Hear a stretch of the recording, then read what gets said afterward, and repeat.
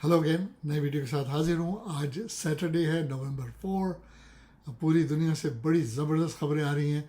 अगर मैं पाकिस्तान की बात करूँ तो वहाँ इलेक्शन अनाउंस हो गए हैं। वो हमारी टीम जीत गई है न्यूजीलैंड से, पाकिस्तानी क्रिकेट टीम। और फौजियों पे हमले हो रहे हैं, फौजियों को मारा जा रहा है। इन सब पे बात करेंगे और मैं कोशिश करूँगा कि 10 मिनट में अपना बेहतरीन तज्जिया पेश कर सकूँ।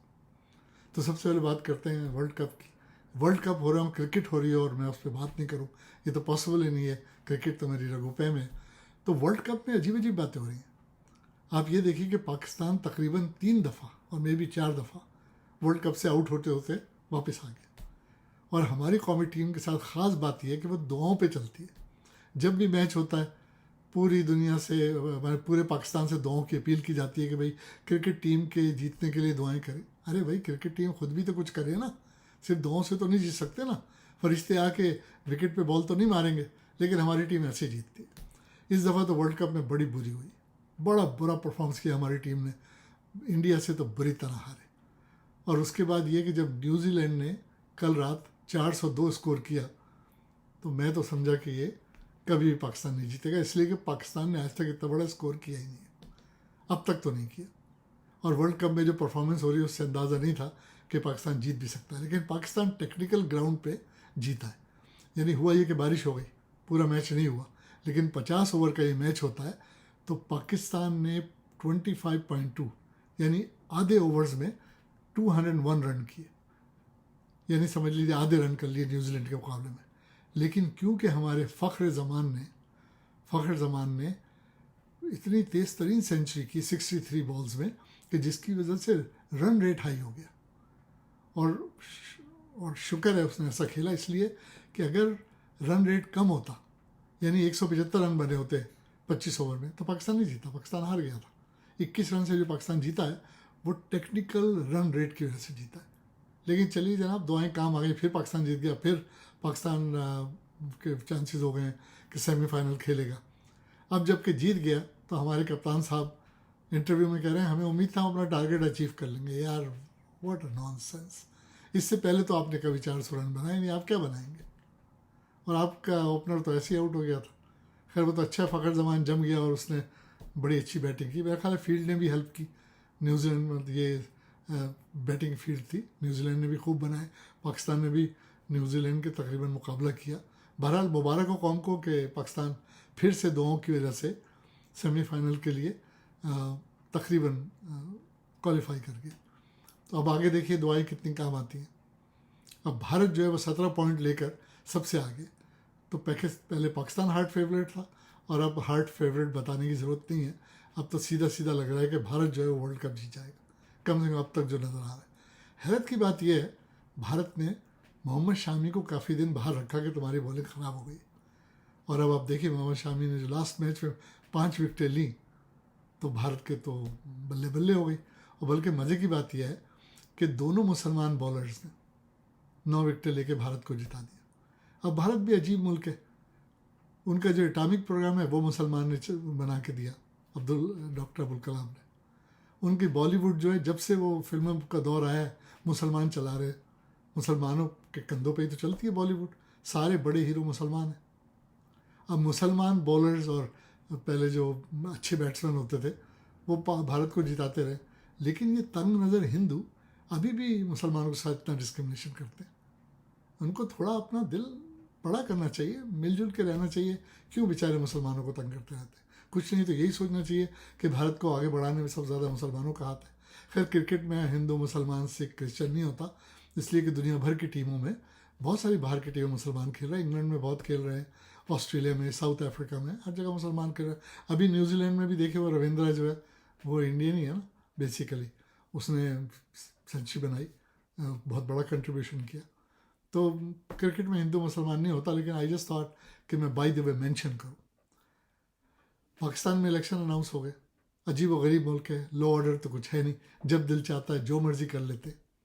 अब जस्टिस काजी फाइज ईसा को जोश चढ़ा तो उन्होंने इलेक्शन कमीशन को ललकारा कि जाओ भाई सदर साहब के पास और डेट लेके आओ इलेक्शन की। उन्होंने ये भी हिदायत दी कि अगर सदर साहब इनवाइट ना भी करें तो चले जाओ और जाके इलेक्शन की डेट लेके आओ। तो पहुंच गए जनाब सुल्तान राजा साहब الیکشن کمیشن ہمارے دوسرے لوگوں کو اٹارنی جنرل وغیرہ کے ساتھ اور صدر صاحب سے ڈیٹ لے کے آ گئے، اور ڈیٹ بھی لے کر آئے ہیں ویک ڈیز کی، یعنی تھرسڈے فروری 8۔ حالانکہ الیکشن کمیشنر پروپوز کر رہا تھا فروری 11، لیکن لگتا ہے ہمارے صدر علوی صاحب وہ کہتے ہیں نا خنس کھائے ہوئے تھے، تو انہوں نے کہا نہیں اس کی ڈیٹ نہیں مانوں گا، اپنی ڈیٹ دوں گا۔ انہوں نے جمعرات کی ڈیٹ دی، حالانکہ سب جانتے ہیں کہ جمعرات کو ٹرن اوور وہ نہیں ہوگا جو سنڈے کو ہوتا، اور پی ٹی آئی کو شدید ضرورت ہے کہ اس کے ووٹر باہر نکلے۔ نہیں، بہرحال چلیے یہ اچھا ہے، کم سے کم الیکشن اناؤنس ہوا، کچھ امیدیں بندھی۔ آپ کو مجھے یقین ہے کہ الیکشن شفاف نہیں ہوں گے، اس لیے کہ یہ سارا گیم وہ جو کنوکٹڈ بھگوڑا نواز شریف ہے، خدا معلوم اس کے ہاتھ میں کون سی جادو کی چھڑی ہے۔ میں ہمیشہ یہ کہتا ہوں کہ وہ سب کو ہکا رہا ہے، عاصم منیر کو بھی ہکا رہا ہے، ججوں کو بھی ہکا رہا ہے، ججز بھی کمپرومائز کر رہے ہیں، وہ عاصم منیر بھی اس کے آگے پیچھے پھر رہا ہے۔ پتہ نہیں وہ ایک کنوکٹڈ مجرم، اس کے ہاتھ میں کون سی طاقت ہے اس وقت کہ وہ اس کو 6 منٹ کے اندر ضمانت بھی مل گئی، آ بھی گیا، وہ اس کے فنگر پرنٹس بھی نہیں لیے گئے، بغیر اس کے سارے کام اس کے ہو رہے، وہ جلسے سے خطاب بھی کر لیا اس نے۔ یعنی پتہ نہیں کیا اس کے پاس کون سی ایسی ہڈن پاور ہے کہ وہ سارے کام کر رہا ہے۔ بہرحال ہو تو الیکشن میں بھی زیادہ امید تو نہیں ہے کہ شفاف ہوں گے، لیکن ساری پارٹیاں سرگرم ہو گئی ہیں، انکلوڈنگ پی ٹی آئی۔ پی ٹی آئی کے بھی ٹکٹ جاری ہونا شروع ہو گئے ہیں، عمران خان صاحب نے جیل سے ہدایات جاری کر دی ہیں، اور اگر شفاف الیکشن ہوئے تو کچھ بعید نہیں کہ پی ٹی آئی لینڈ سلائڈ کر جائے، جس کی مجھے شفاف الیکشن کی امید ذرا کم ہے۔ ابھی پچھلے دنوں انہوں نے اسد قیصر کو گرفتار کر لیا، فواد چودھری کو کر لیا، اور مزے کی بات یہ ہے کہ اینٹی کرپشن کے جن لوگوں نے اسد قیصر کو گرفتار کیا، جب وہ کورٹ گئے تو خود اینٹی کرپشن والے کہہ رہے ہیں کہ ہمیں تو نہیں چاہیے اسد قیصر۔ یعنی لا لیسنس کی یہ حالت ہو گئی، کیا ہو رہا ہے ملک میں کوئی پرسان حال نہیں۔ دوسری جانب جو ایک اچھی خبر مجھے آج سننے ملی وہ یہ ہے کہ چیف جسٹس فائز عیسیٰ نے عمران خان صاحب کو دعوت دی ہے کہ وہ سپریم کورٹ آئے۔ دیکھیں، طلب کرنے میں اور دعوت دینے میں فرق ہے۔ انہوں نے طلب نہیں کیا کسی کیس کے سلسلے میں، انہوں نے انوائٹ کیا کہ وہ آئیں اور اپنی کہانی سنائیں۔ تو عمران خان صاحب کو عقل کے ناخن لینے چاہیے، اور یہ اچھا موقع ہے کہ وہ جائیں۔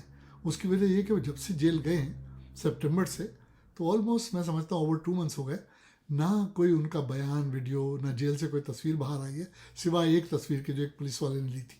تو یہ اچھا موقع ہے کہ وہ باہر آئیں، میڈیا بھی ہوگا، ان کو بات کرنے کا موقع ملے گا، ان کو بتانے کا موقع ملے گا کہ جیل میں کیسے ہو رہا ہے۔ تو آئی ہوپ کہ وہ چیف جسٹس کی بات مانیں گے اور آئیں گے۔ اب دیکھیں چیف جسٹس کون ہے؟ فائز عیسیٰ وہ شخص ہے، وہ جج ہے کہ جس کے خلاف عمران خان کی دور حکومت میں ریفرنس دائر کیا گیا تھا۔ وہ ظاہر قاضی صاحب جو ہیں وہ ناراض ہے۔ اب صدر صاحب یہ کہتے ہیں کہ وہ ریفرنس جو ہے وہ پرائم منسٹر ہاؤس سے آیا تھا۔ پرائم منسٹر جو عمران خان صاحب تھے وہ یہ کہتے ہیں کہ وہ ایم کا جو وزیر قانون تھا اس نے ہمیں بہکا دیا تھا۔ لیکن بہرحال جج کے خلاف اگر ریفرنس آ گیا تو جج تو بدنام ہو گیا نا، تو جب وہ تو دل میں رکھے ہوئے ہیں قاضی فائز عیسیٰ صاحب۔ اب ایک اور جب سپریم کورٹ کے جج ہیں ان کو شو کاز نوٹس ایشو کر دیا۔ میں نے اس پہ تھوڑی سی بات کی تھی، اس پہ بڑی لے دے ہو رہی ہے کہ بھئی آپ اپنے ججز کو ذلیل کر رہے ہیں۔ پھر خبر آئی وہ استعفیٰ دے رہے ہیں۔ انہوں نے کہا میں کوئی استعفیٰ نہیں دے رہا، میں نے کوئی غلط کام نہیں کیا، اور آئی ہوپ کہ وہ نہیں دیں، کیونکہ وہ کریڈیبل جج ہے، اور اس طریقے سے کوئی مذاق تو نہیں ہے۔ ہمارے بہت سے ججز کمپرومائزڈ ہو گئے، لیکن سب بے ایمان نہیں ہیں۔ اب جو اسلام آباد ہائی کورٹ کا چیف جسٹس ہے، پورا پاکستان، پوری دنیا بلکہ جانتی ہے وہ کمپرومائزڈ ہو گیا ہے۔ جس قسم کی حرکتیں وہ کر رہا ہے، خدا معلوم اس کو کیا پیکیج ملنے والا ہے۔ اللہ تعالیٰ رحم کرے۔ اب اگر ہم تھوڑی سی بات کر لیں فوجیوں کی، تو آپ دیکھیں کہ کافی دنوں سے فوجیوں پہ حملے کیے جا رہے ہیں۔ اس کے پیچھے کون ہے نہیں پتہ، لیکن اب بھارت یہ کہہ رہا ہے اس واقعے کو جو ابھی ریسنٹلی ہوا جس میں ہمارے بہت سے جوان شہید ہوئے ہیں، 9 مئی سے ملا رہا ہے بھارت۔ ظاہر ہے بھارت کا کام ہی یہی ہے، لیکن آپ یہ دیکھیں کیوں ہو رہا ہے۔ فوج کو تو پوری قوم پیار کرتی تھی، یہ کس نے کیا کہ فوج کے اوپر اس طرح حملے ہو رہے ہیں اور فوج کے خلاف نفرت پھیل رہی ہے؟ یہ باجوہ سے شروع ہوا اور ابھی عاصم منیر آ گیا، اور میں کہتا ہوں عاصم منیر صاحب آپ عقل کے ناخن لیں، آپ کیوں فوج کو بدنام کر رہے ہیں؟ وہ ایک نیک نام ادارہ ہے، سارے پاکستانی اس سے پیار کرتے ہیں۔ ایک زمانہ تھا کہ فوجی گزر جاتا تھا تو لوگ ادب سے کھڑے ہو جاتے تھے، سلوٹ مارتے تھے، ڈرتے تھے۔ باجوہ نے برباد کر دیا فوج کی عزت کو، اب آپ اس کے پیچھے پڑے۔ آپ مجھے یہ بتائیں کہ آپ کو نواز شریف نے کیا ایسا گھول کے پلا دیا ہے کہ آپ اس کے گن گا رہے ہیں؟ آپ انصاف کی بات کیوں نہیں کرتے؟ میں یہ نہیں کہہ رہا کہ آپ جا کے عمران خان صاحب کے گلے مل لیں، میں یہ کہہ رہا ہوں کہ آپ سنبھالیے کہ فوج کی جو ڈرٹی ہیری اور دوسرے لوگ جو بدنامی کا سبب بن رہے ہیں فوج کی، ان کو سنبھالیے آپ. اور آپ سب سے طاقتور شخصیت ہیں پاکستان کی، آپ کیوں بدنام ہونے میں فوج کا ہاتھ بٹا رہے ہیں؟ یعنی آپ حصے دار کیوں بن رہے ہیں فوج کی بدنامی میں؟ آپ عقل کے ناخن لیں، آپ دیکھیں ملک میں کیا ہو رہا ہے. فیئر الیکشن کروائیں، قوم آپ کو سلام کرے گی، آپ کو ہیرو بنائے گی، آپ کو سر پہ اٹھائے گی. And I hope Asif Munir sahab you will pay attention to this. دیکھیں میں نے آپ کے اوپر ایک ویڈیو ڈالی، اس پہ میرے پاس جتنے لائکس آئے ہیں یا جتنے ویوز آئے ہیں اس سے پہلے میری کسی ویڈیو پہ نہیں آئے. اس کا مطلب یہ ہے کہ لوگ سننا چاہتے ہیں کہ عوام کا آپ کے بارے میں کیا اوپینین ہے. میں کینیڈا میں بیٹھ کے یہ بات کر رہا ہوں اس لیے کہ میں کلوزلی واچ کر رہا ہوں کہ فوج کیوں بدنام ہو رہی ہے آپ کی اور باجوہ صاحب کی طرف سے. عقل کے ناخن لیں and be a gentleman and be a good Pakistani. اگلی ویڈیو تک کے لیے اتنا ہی.